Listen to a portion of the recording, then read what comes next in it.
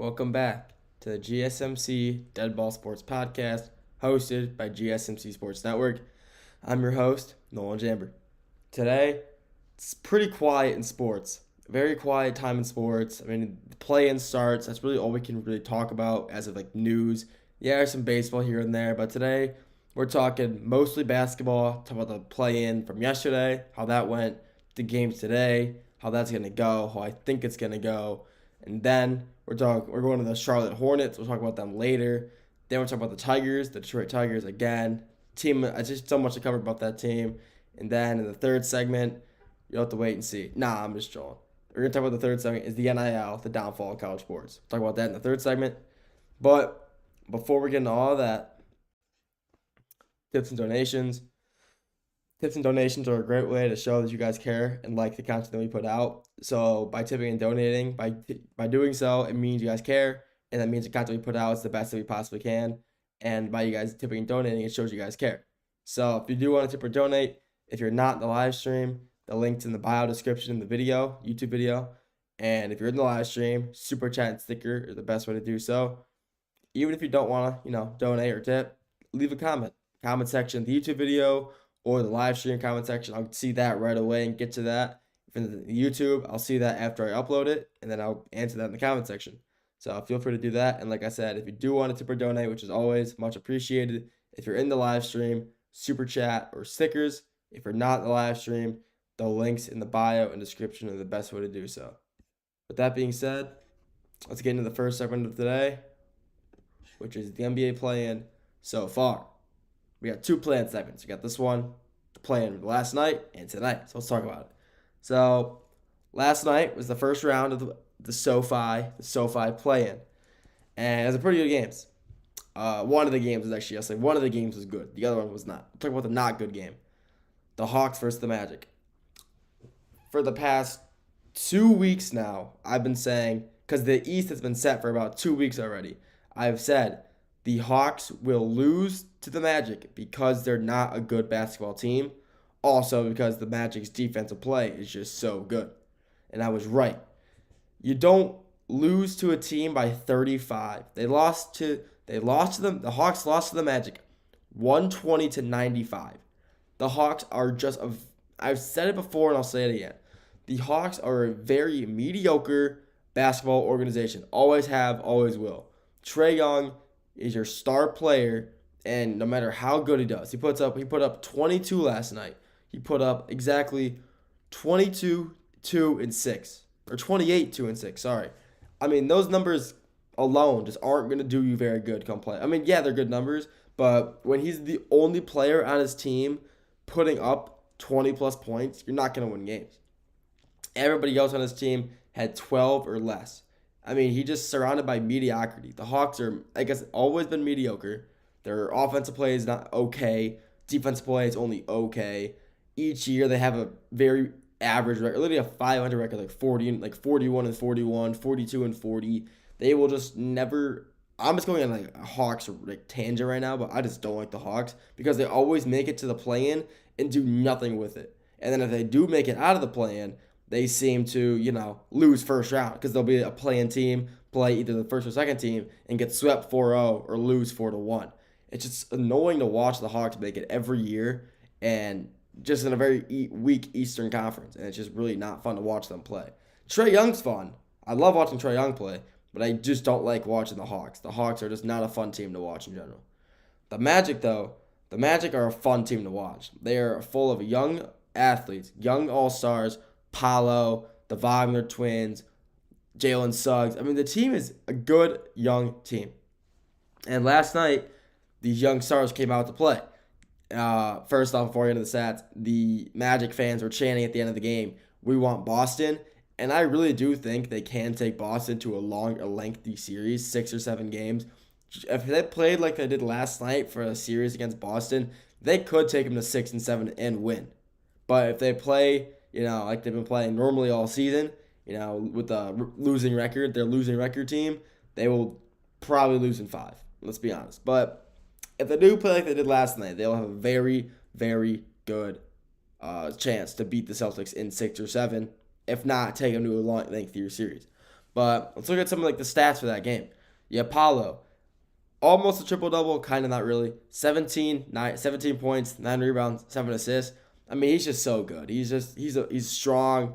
His shooting isn't, his three-point shot isn't the best, but he's just a very physical athlete, and he's like just plays the same way he did at Duke, and it's just physical and fast, and it works for him. Franz Wagner, one of the Wagner twins out of Michigan, double-double, 13 points, 13 rebounds, 3 assists. Cole Anthony, coming off the bench and having 26, 3 and 6, I mean, that just kind of shows the Magic have a very young, deep roster. And you got guys like Cole Anthony coming off the bench, making big plays, dropping 26, and one of the reasons he had the most points in the team last night. And by, dropping 26, he's the reason they won by 35. Without him, they would have only won, like, hypothetically, if he didn't drop 26, it's like he dropped only 10.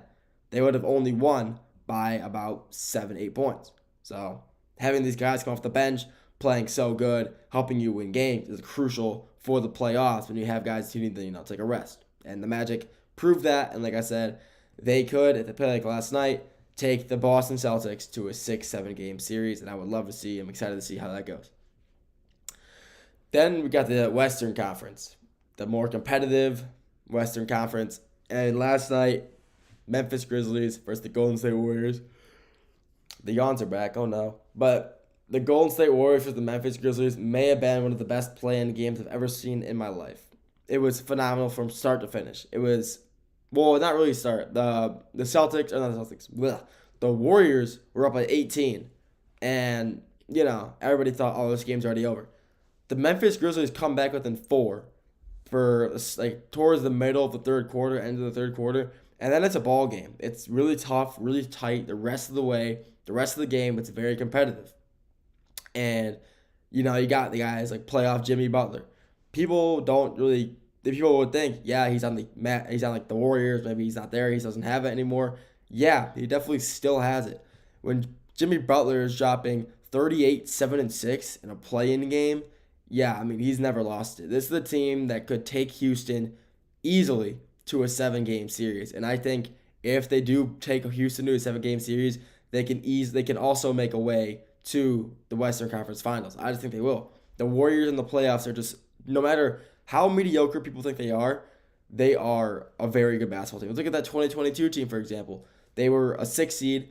No one thought they were going to make it far. They were the most, underappreciated teams in the Western Conference that year, in the NBA that year.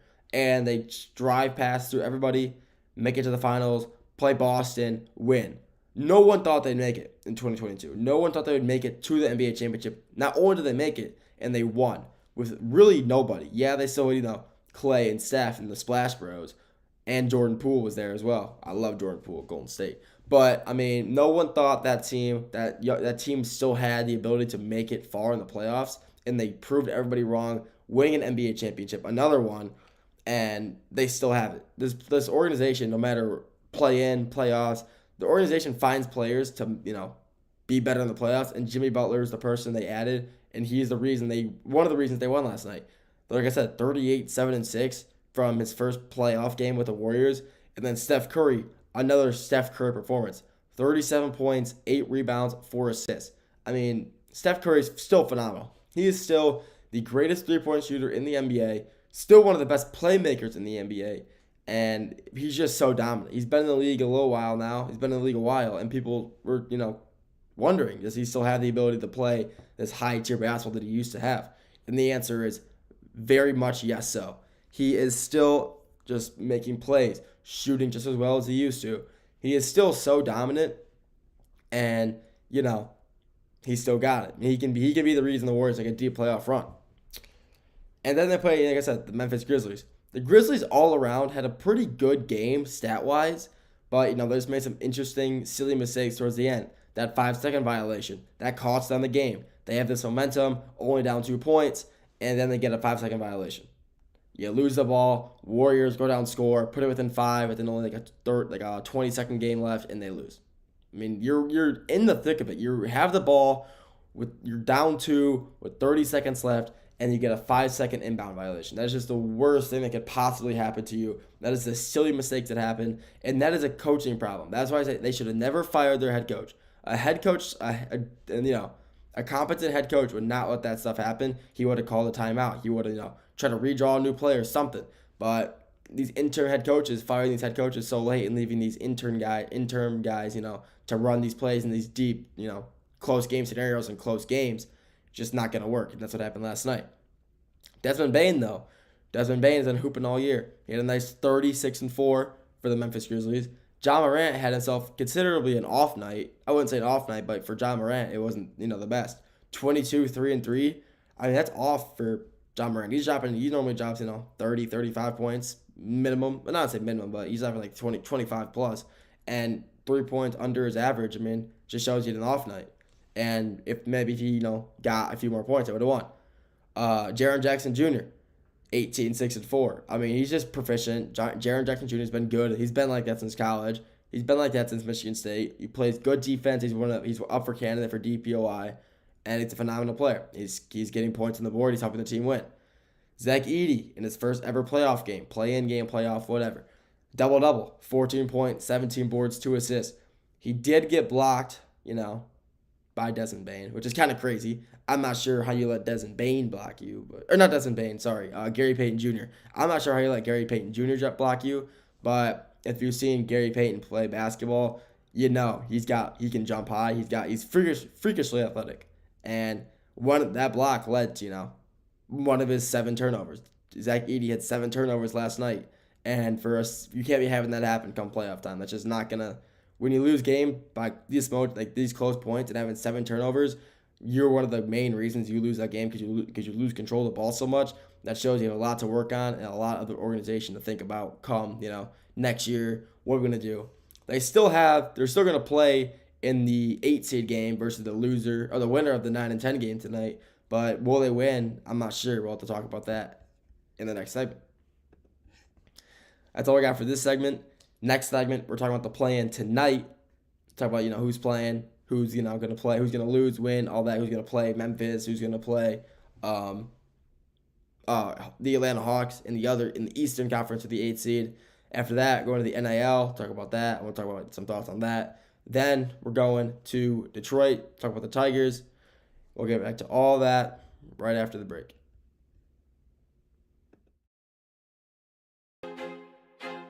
I feel like I'm losing my mind. Is everybody in the world blind? Please, Lord, give me a sign, a sign. I feel like I'm losing my mind. Is everybody in the world blind? Please, Lord, give me a sign, a sign. I wanna be the greatest. Everybody on the fake shit. I look around and feel like everybody is the fakest. I make this every day and I'm impatient, hoping one day I blow up from the basement. Statement, the top is so vacant. I don't hear shit that I think is amazing. Waiting for my day when I'm playing sold out shows for 1,000 faces. Hey, give me that crown, get in my way and to be put down. It ain't your place, all this my town. If I want that shit, then I'll get it right now. I'm losing it, the noose it fits, some losing shit, a stupid myth. You choose to live or choose to dip, you choose to fight or lose your grip and lose a gift. I feel like I'm losing my mind. Is everybody in the world blind? Please, Lord, give me a sign, a sign. I feel like I'm losing my mind. Is everybody in the world blind?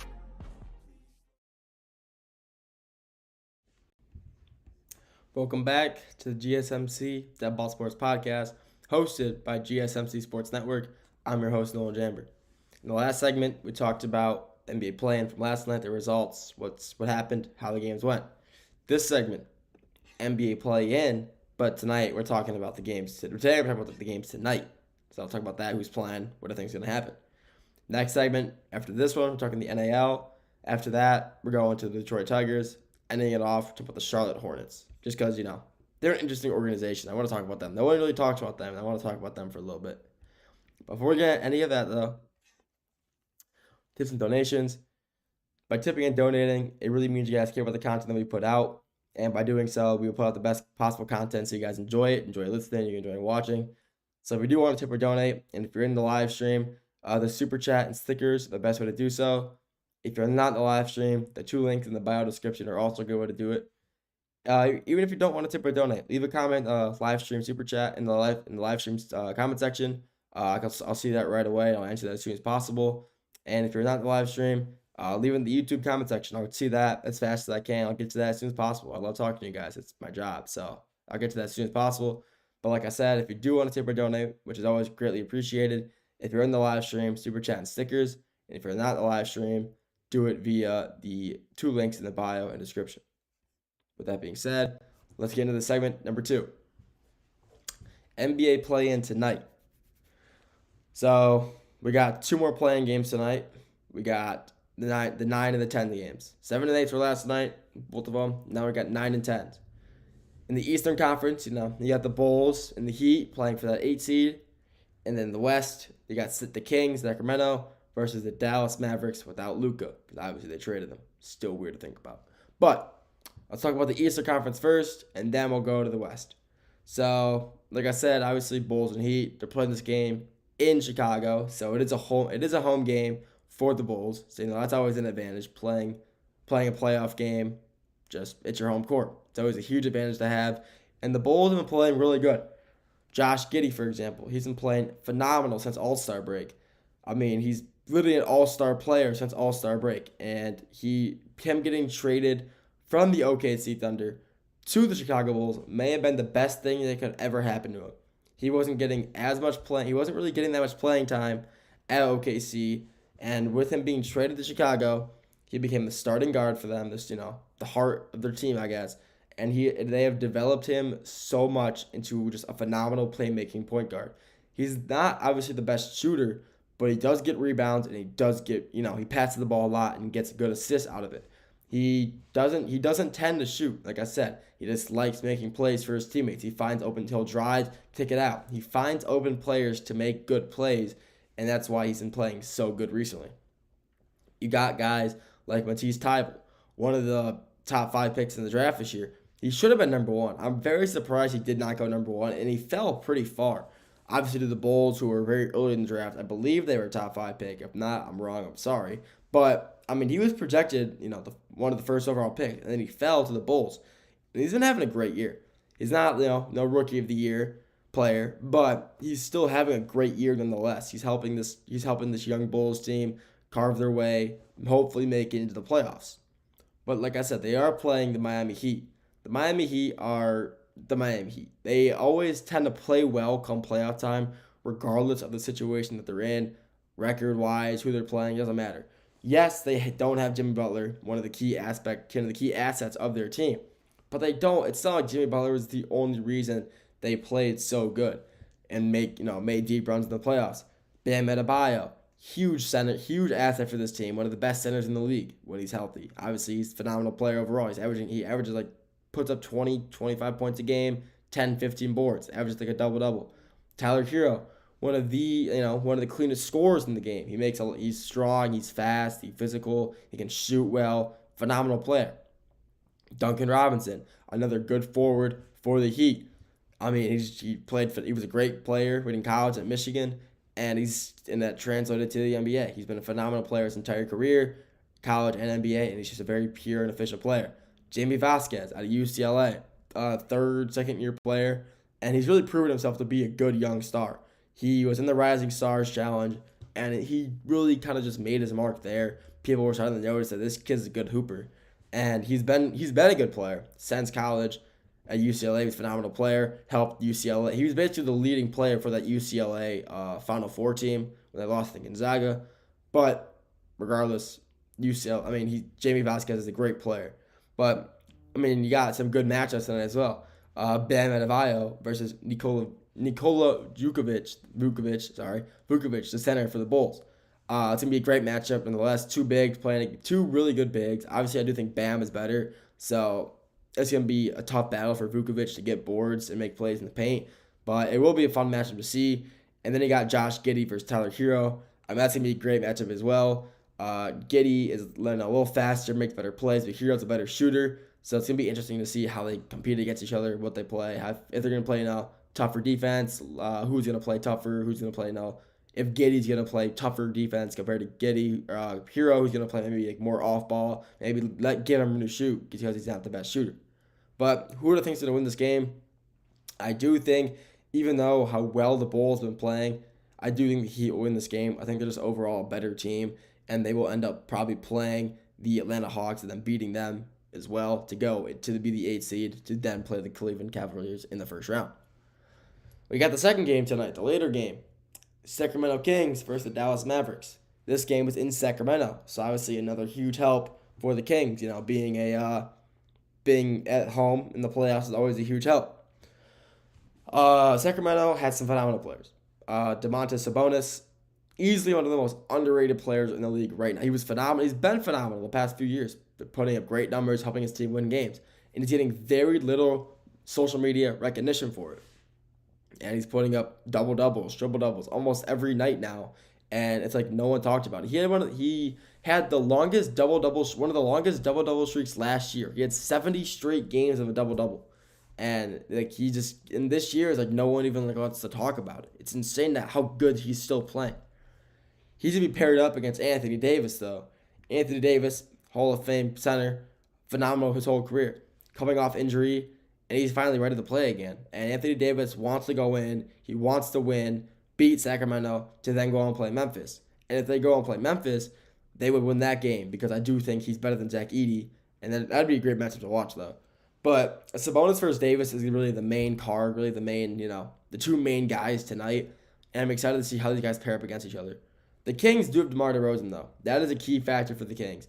I cannot see a single guard on the Mavericks. Klay Thompson, Dante Exum, Max Christie. I just can't see any of those guys pairing up against DeMar. DeMar has just been so good his entire career, playoff time, regular season. I mean, he's just a phenomenal player overall. He shoots well. He's literally the perfect guard archetype. He can shoot. He's played defense. He's big enough to where he can match up against forwards and still play well, even as a guard. His career in Toronto when he won a ring with Kawhi, it was him and Kawhi, not just Kawhi. Kawhi was obviously a huge reason they won, but those two being paired up was one of the best things that happened in Toronto. Though DeMar was obviously one of the key factors for the Toronto Raptors winning that championship. And DeMar being traded to Sacramento, he's helped them a lot as well. He's been there a few seasons now, and he's helped a lot. They're always in the play-in, but even when they make it in the play-in and lose out or make the playoffs, they still tend to play well, play good basketball. So it's going to be a great matchup tonight. Who do I win? Who do I think is going to win? I do think the Kings will win. Who do I want to win? Probably the Dallas Mavericks. I do want to see the Mavericks win because, see if they can actually win games without Luka. But as you can see, since he got traded, that's just not true. But I do think that I want the Mavericks to win, but I think the Kings will win. So it will be a great matchup, like I said, between Sacramento, the Sabonis and Davis will be a great matchup to watch regardless. And then the losers bracket, I guess you could say, if Sacramento wins and Dallas loses, Dallas would then go on to play Memphis, who I then think they would beat. I just think Anthony Davis is a better player than Zach Edey, and it'd be a great game in the paint, great game, and just low man wins, big man battle in the paint. Basketball, that's good basketball. Big man basketball is the best basketball to watch in my opinion. So that'll be a match to watch. Even if the Kings lose, Sabonis is still better than Edey, another big man in another great big man battle. It'd be phenomenal to watch, and I'm excited to see how that game goes tonight. That's all I got for this segment. Next segment, we're kicking it off to the college scene. Talk about the NIL. Talk about how is that really ruining college sports. Talk about that. Then we're going to the Detroit Tigers and the MLB. We're going back to the NBA for the last segment. Talk about the Charlotte Hornets. We'll get right back to all that after the break. Looking for your daily fix of sports talk without having to pay for it? GSMC Sports Network is available on YouTube. Just search GSMC Sports Network. Get your fix of daily sports talk shows on YouTube, absolutely free. NFL, college football, NBA, MLB, MMA, UFC, fantasy football, and so much more. GSMC Sports Network has shows running all day long, with new sports shows starting every 2 hours. Just like on your favorite cable sports channel, except GSMC Sports Network is absolutely free. Just search GSMC Sports Network on YouTube to catch one of your new favorite shows, like the GSMC College Football Podcast, Chip Shot Football Podcast, Hoops and Heels Women's Sports Podcast, GSMC Basketball Podcast, and so many more. Check it out for yourself. GSMC Sports Network, now available on YouTube absolutely free. Search GSMC Sports Network on YouTube right now.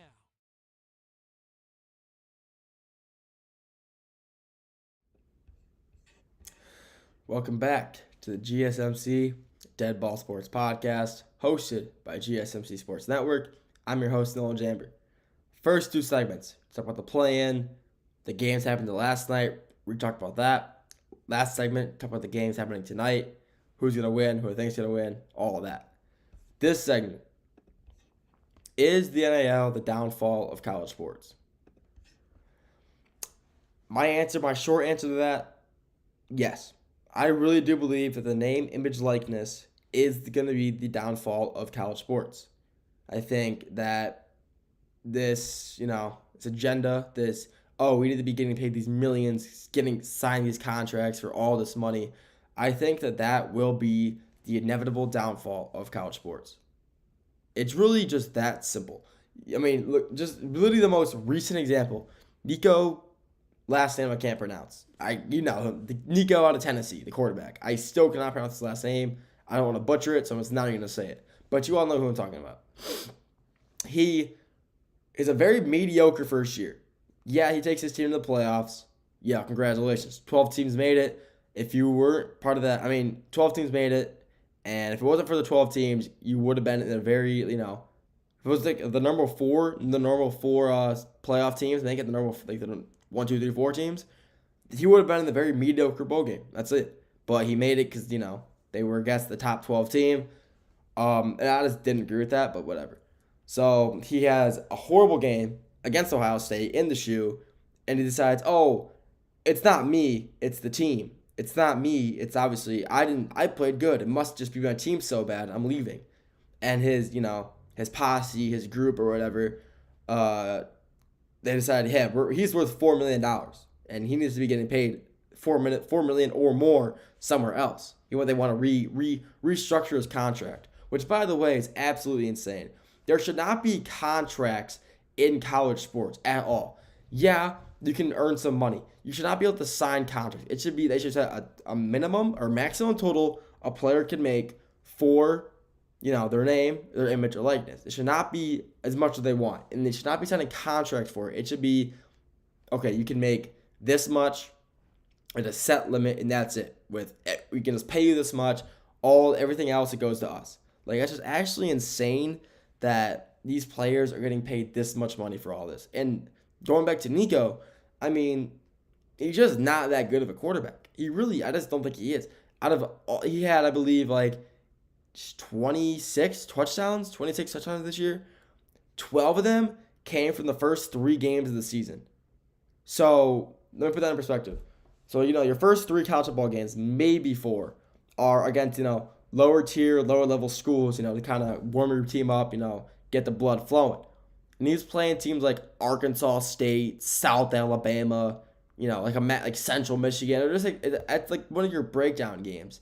And when you have 26 touchdowns, and about half of them are only coming from that first 3 games of the season, and college football is a 12-game season, and by the end of that, by the end of the year, after those 3 games, you only had 14 more touchdowns, so 1 touchdown a game. That's just not a good look. That's not a good stat line to have. And he's demanding so much. He's demanding so much money for how much he is. How much he's really worth is not nearly $4 million. Maybe a few $100,000. Nowhere near $1 million. Yeah, he was good in high school. Yeah, he's one of the best quarterback prospects in high school. But that's high school. College football is a whole different level.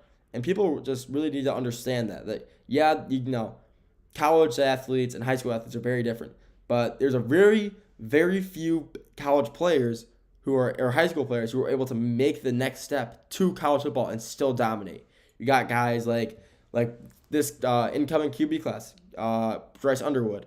I think he'll do good. I think he's going to be one of those exceptions. You guys got any Ohio State quarterback. They make the jump from high school to college.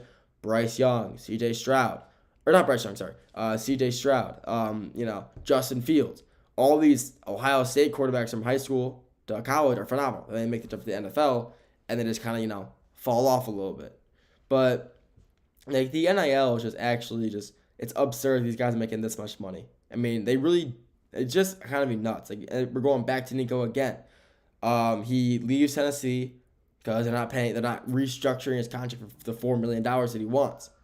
And he wants to leave. He's going to, all these schools are looking at him, the schools like USC, North Carolina, Tulane, UCLA. I mean, a lot of these schools are looking at him, and they're saying, you know what, maybe Tennessee was right to get rid of him. Looking at his stat line, you can see, is he that good of a quarterback? No, he really isn't. He really isn't that good of a quarterback to be getting paid this much money. And he had the crystal ball from UNC with Bill Belichick, the incoming coach, obviously Patriots, dynasty coach, Bill Belichick. And he has the crystal ball via, I think it's 247 Sports. And the crystal ball basically means, yeah, he's going to go here or the team's going to sign him. And like about an hour or two, I believe, after that was announced, the crystal ball was, announced or whatever, they revoked it. They didn't revoke it, but then it's like that 247, they crystal ball was gone off the page. And that's kind of just shows that maybe, like UNC was thinking, they were probably talking to Bill Belichick, and Bill Belichick, I would say, is one of the greatest football coaches of all time, possibly the greatest football coach of all time. And, Bill Belichick knows, how to coach a good quarterback. I mean, obviously they had Tom Brady, the greatest football coach, the greatest quarterback of all time. So he had Drake May for a little bit, but like that doesn't count. We're talking about, by the way, Drake May's a good quarterback. I'm not trashing him, but I'm just saying he coached Tom Brady, the greatest football quarterback of all time, and he knows a good quarterback, and he knows that Nico is not worth as much as we're willing to pay him. We're not taking him, and they decide, okay, that's fair. Look at his stats, look it over again. He's not that good. Let's just not sign him. He can go somewhere else, whatever. And it's exactly what happened. They cut him, or they took his crystal ball away. They said, we don't want you here.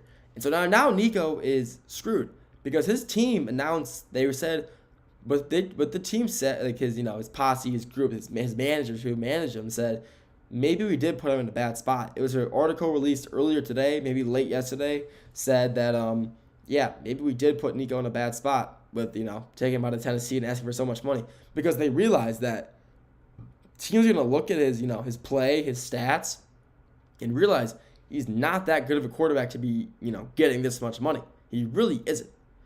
But let's not talk about just, Nico anymore. I feel like I'm, talking about him too much, trashing him a little too much, but, that's just my opinion.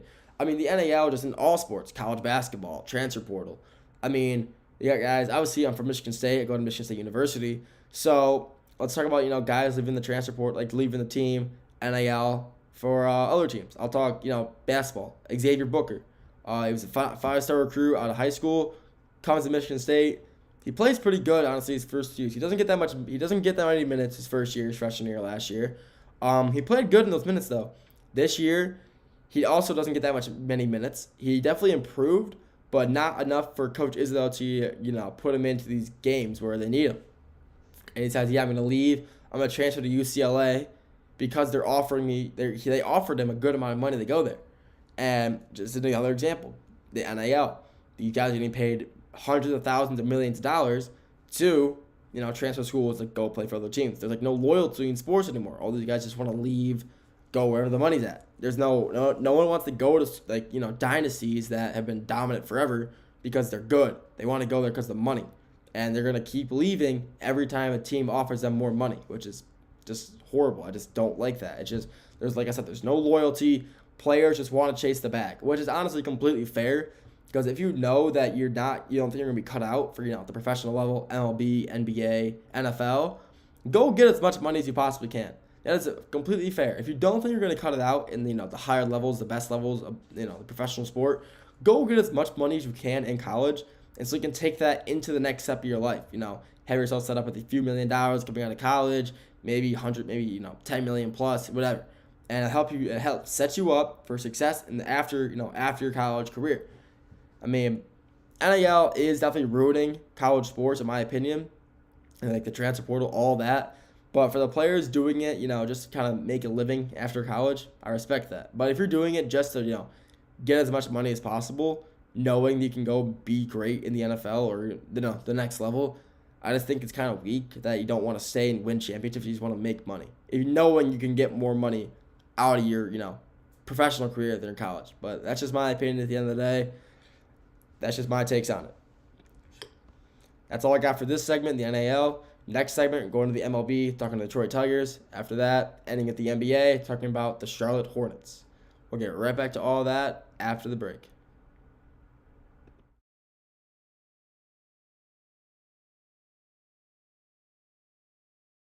For the best and latest podcasts available anywhere, go to the podcast app on your cell phone and type in GSMC to access free content-rich podcasts on health and wellness, book reviews, sports, entertainment, relationships, social media, movies, technology, finance, and even weird news. Subscribe and download the GSMC Podcast Network's family of shows, available everywhere podcasts are found.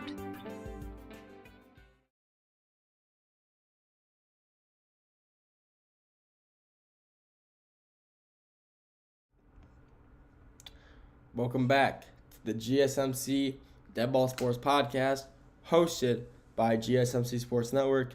I'm your host, Nolan Jamber. First two segments, we were talking about NBA, the play-ins, how it's going so far, who's playing tonight. Segment number 3, last segment, talk about the NAL. Is it ruining college sports? Have my opinions on that. This segment, I want to talk about the Detroit Tigers. The Detroit Tigers are one of the best names, one of the best stories in MLB as of recent. Last year, they're down out of the playoff race I wouldn't say pretty late, but like right after the All-Star break. They're already out of playoff contention, playoff talks. They go on a nice, very, very good 17, out of 20 games, they win 17 of them, and they get put right back in the playoff race. They make their noise in the playoffs. They lose to the Guardians, a 5-game series, 3-1. Absolutely brutal, devastating. But it really does show the team has so much to play for. And they have so many stars on their team as well. They got pitching on the mound. Cy Young winner, Tarek Skubal. One of the best mittens, one of the best hands, best pitchers in baseball. Tarek Skubal has dominated last year, and has been dominating so far this year. He's lost one game he's pitched in, and it was to the Los Angeles Dodgers in the first game of the season. That's it. And they barely lost that game. They lost by 1 run. And he just pitched phenomenal. And he's been pitching phenomenal the entire year so far. You got younger guys. You got Jackson Jobe, one of the youngest prospects we have, the Detroit Tigers have, and he's pitching phenomenal for them as well. You got some relievers. I mean, I'm going to say his name. People don't like him. I do like Kenta Maeda. I think he's a good pitcher. He has very iffy days, very on, very off. He's either hit or miss. And I do enjoy watching him pitch, but obviously, not everybody does. You got other pitchers. Jack Flaherty starts with the Tigers last year, helps them, get some momentum, gets traded to the Dodgers right before the trade deadline's over. He goes and wins the MLB championship, and then he gets traded back to Detroit. So in return, we won that. The Dodgers get a ring. They got the ring, but then what we got out of Jack Flaherty in the original trade, we got a few picks and a few guys. We kept those 3 guys that we got from Flaherty, and then got Flaherty back at the trade in the offseason to get him back. So honestly, it kind of worked out. We got 3 good prospects, and then we got Flaherty back. And let's talk about their fielding and hitting. So the Tigers, have not been hitting. Last year was one of the big struggles. And this year, it is not. They've been hitting very well behind the plate this season so far. Spencer Torkelson is one of the best hitters in the MLB right now. And I will say that again. Spencer Torkelson, one of the first picks in the 2020 MLB draft. He was hitting very poor last year. Got sent down to the minors. Lost his confidence. Came back up. Started hitting good. This year, through, I believe, 15 games, he already has 6 home runs. He's been hitting.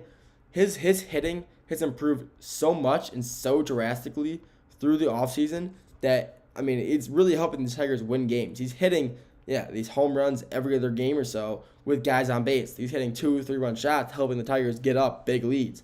I mean, it's just a huge help for those. Other guys, we got Gleyber Torres back. He was injured for the first two. He got played the first 2 games of the year against the Dodgers series, and then he got hurt. We got it from the Yankees, but now he's back again and he's healthy. He's playing good again, which is really good to see. You got guys like Javier Baez who are playing very good as of recently. I love Javier Baez. I always have and I always will. People don't. I can understand why you wouldn't like Javier Baez. He, his batting could, he's got room for improvement to say the least.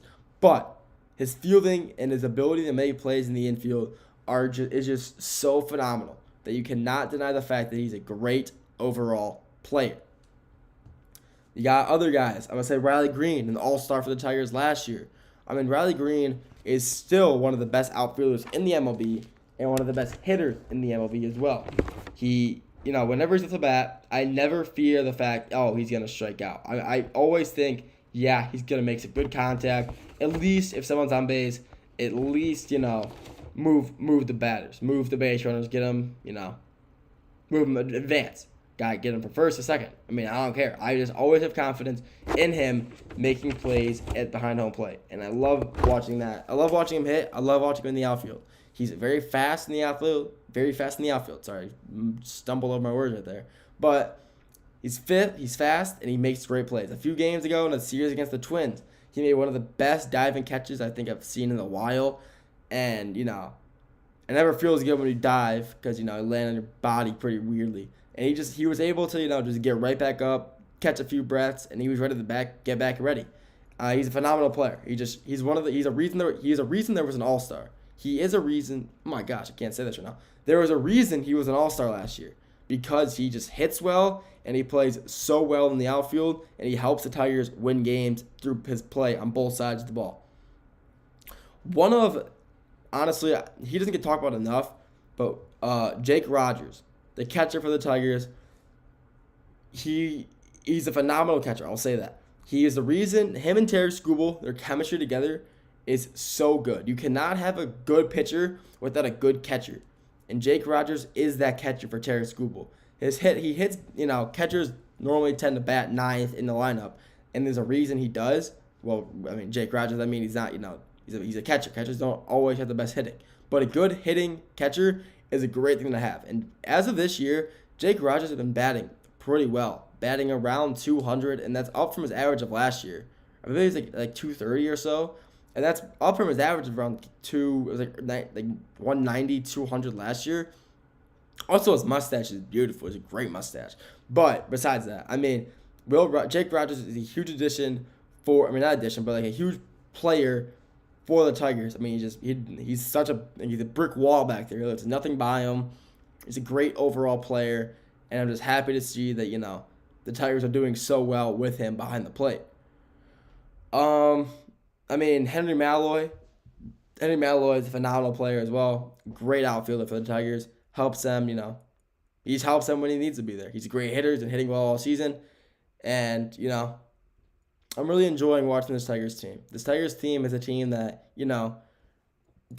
made some noise last year. Is the first team in the NL this year to get 10 wins. And I'm just excited to see, even though they're losing to the Brewers, I'm pretty sure they won their first game against the Brewers, slaughtered them, lost yesterday pretty bad. And I believe when I checked earlier, they were losing like 3-0, 5-0 in the bottom of the sixth. So I'm assuming they're still losing. So they're going to lose this series, which does suck. But this Tigers team is something that I'm proud of. I'm happy to always, be able to sit here, watch the Tigers play some good baseball. And this is a team that I'm excited to see make the playoffs. If they can stay consistent, stay healthy, keep playing the ball they've been playing, hit the ball well, and play good defense that they've been playing all year so far, and just keep the momentum they have, they will make the playoffs this year. And plus, they got one of the best, possibly the best prospect in baseball right now in the minors, Max Clark. Max Clark is one of the best hitters in the minors right now. He's averaging 500, 400. It's insane. He's hitting phenomenal. He's a phenomenal player in the field as well. He's fast. Every MLB player is fast, but he's just young, and these, you know how fast young guys are. They're fast, versatile, slide, dive, make plays anywhere. And he's a very versatile player. He's a great player in the field, great player behind the plate, and he just does what he needs to do to help the Tigers. He's going to be a great addition to them when they inevitably call him up sometime this year. I'm not sure when that's going to be, but when they do call him up, he's going to be a huge asset to help them win games and hopefully make a deep playoff push in the offseason. And I'm excited to see how the Tigers do going forward. That's all I got for this segment. Next segment, and the final segment, we're going to talk about the Charlotte Hornets. A team that's got really no talk. No one really talks about them, and it's kind of a reason so. They're not a very good team. But I just wanted to talk about them for a little bit, see, give my takes on, what's going on over in Charlotte. And if they do even have, like a future, be a good team in the future. So I'll talk about that right after the break.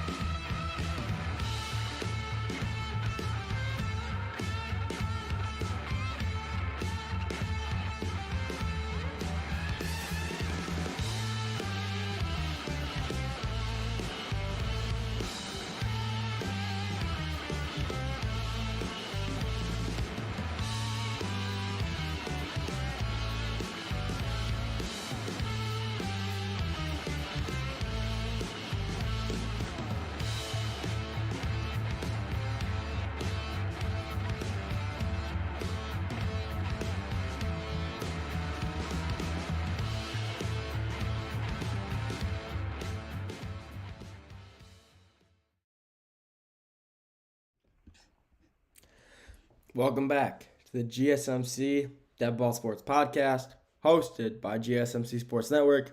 I'm your host, Nolan Jamber. Today, we've had a wide variety of topics to talk about. NBA play-in, it started last night, talked about that. Talked about the play-in games tonight. Talked about some NIL, the Detroit Tigers, and to end it off, we're talking the Charlotte Hornets. The Charlotte Hornets are one of the teams in the NBA. They are definitely one of the teams in the National Basketball Association. They, again, have missed the playoffs. They don't tend to win games. I'll say that. They are very, they don't win games a lot. And there's a stat I saw yesterday, I want to say. The Charlotte Hornets this season, when they had LaMelo Ball, won three. They were 3 and I believe it was 23. Well, with LaMelo, 16 and 31. So, they won 19 games. Yeah, they're a team. They're in the National Basketball Association. They're a team for sure. But they're just a team that has really no future ahead of them. They really don't. LaMelo Ball is the most unserious basketball player ever. He still drops, 30 points a game. But as you can see by, the stats, he plays a lot, but it doesn't matter. Even when they had him, regardless, they had a losing season both times. 3-23 without him, that's a losing season, losing record. 16-31, that's also another losing record. The Charlotte Hornets are just I don't want to say it, but I will, a dysfunctional organization. They really don't have anything going on over there. Yeah, they got some pretty young stars. The kid out of Alabama last year, 2nd overall pick, great player. I literally had his name. I was calling him Brandon Ingram. That was not his name. But he's a great player overall. He's a forward, a great shooting forward for the Hornets. However, that doesn't really. They got some good players. You got LaMelo Ball, obviously the shooting guard. One of the best shooting. He was low-key snubbed. I'm going to say that. He was snubbed of an all-star this year because of how good he was playing.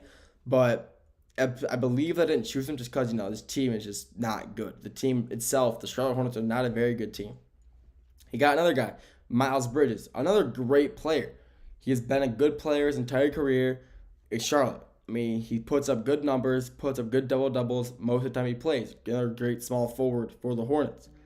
You have a vet. You got Taj Gibson, who said in the interview the other day that these young guys who really want to come to Charlotte, it's a gold mine. He said, and I quote, "It's a gold mine."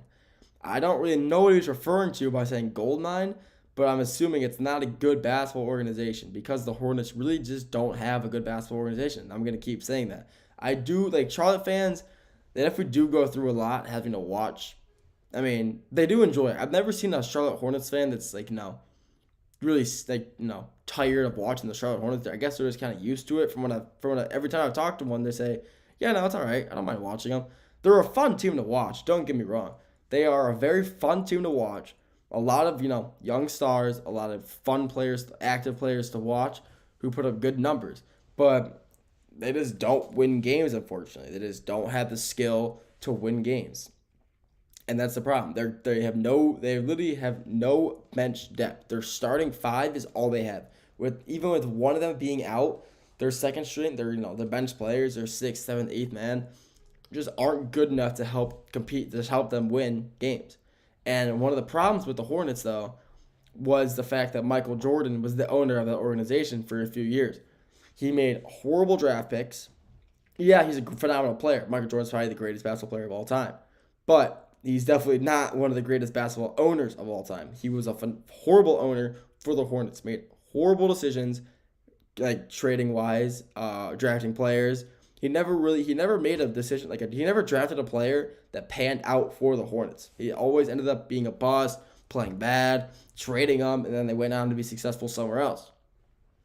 I mean, it just does kind of suck, having to see a team have all these players. You got all these stars. Miles Bridges, he's a star.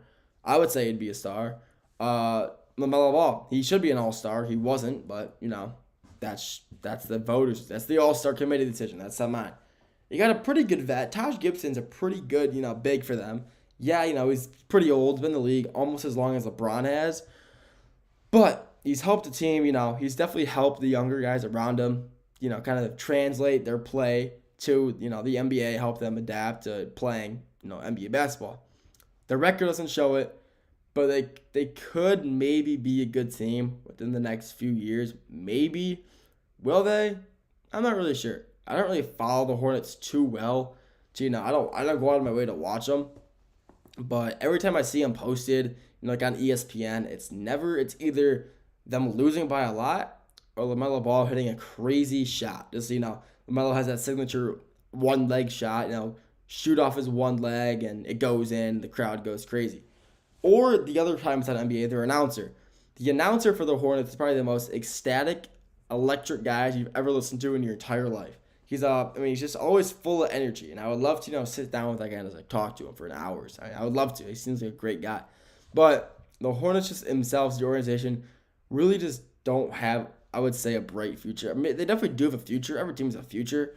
It's just a matter of if the Hornets will ever be, back to, making the playoffs. They used to, they made the playoffs constantly for a few years ago. Make the play-in a few times, playoffs, really in the late 2010s. But ever since then, since 2021, 22, they really haven't done much. They really haven't, to be honest. They haven't made a playoff, play-in, made any noticeable trades, any big-name trades that, help the team improve. So they just keep focusing around LaMelo Ball. And if they were them, if I were the Hornets, I think it's time to even though I just signed him to a multi-million-dollar contract, I would have tried to trade him away, try to get something out of him first, and then if worse comes to worse, sign him.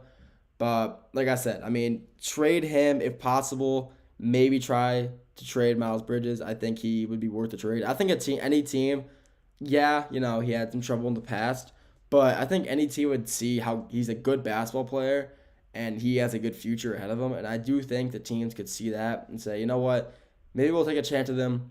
Trade him for, maybe a few picks, like a picker, second-round pick or two, maybe a player. And the Hornets will take it. The Hornets are in rebuild mode for the past few years. And I think it's time that, they try to take it seriously now. They say, hey, we've been rebuilding for a few years now, and it's time that we try to, actually rebuild. Make an actual good rebuilding, organization, trade players, try to become, playoff team within the next 3 or 4 years, 3 or 4 seasons, and maybe try to get back to the way they were in the late 2010s, very early 2020s, in the 2021, 22, and that's it. And maybe that's like 2015. They were pretty good back then, but before they got LaMelo, they basically weren't nothing. But I don't know. The Charlotte Hornets are just kind of in the pit. I'd say like in a pit of despair. I wouldn't say a pit of despair, but they're in a spot where they have a lot to work on, and I'm not sure what the team they have surrounded with them right now, if they're going to be able to do anything with it, or the organization. I think it's time for a clean sweep, reset, fire head coach, maybe GM, trade away their key players for some pick, compensation, money, whatever, and just try to become an organization that's meant to win games. They want to win games. Yeah, it's time to start trading players. And I think that time is after this offseason is the time to do it. And if they don't make any trades this offseason, I will come back on the show and say that they are an unserious organization and they will just never be a team that is competitive and a team that people should fear. They'll just never be that if they make no moves in this offseason. But like I said, we'll have to wait and see if they do. And let's see, if they want to be competitive or not. Only a matter of time.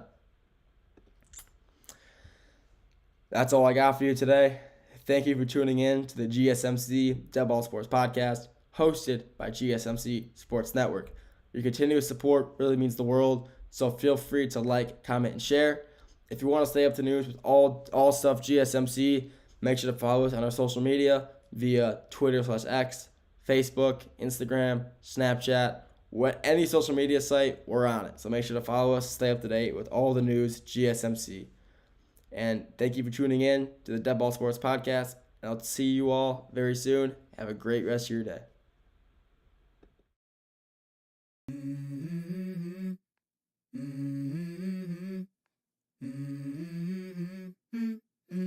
Let's go. I wake up to a little bit of drool on my pillow, feel like it's gonna be a bad day. Yeah, I'm tired of shit, and the coffee ain't hit yet, damn, ain't that great.